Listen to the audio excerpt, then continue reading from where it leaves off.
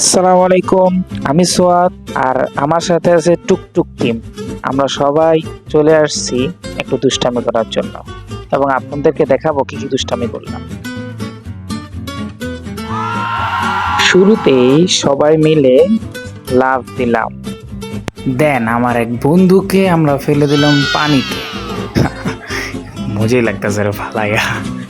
ভাই বিশ্বাস করেন, উঠতে লইছি, উঠবো ধূপ করে বেড়ে গেলাম। হলোটা কি?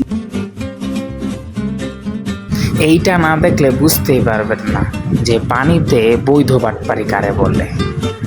দেখেন, আমরা এই সুইমিং পুলে আসছি এবং আজকে আমরা সাক্ষাৎকার নিব কার কেমন লাগতেছে সুইমিং পুলে। সো চলেন।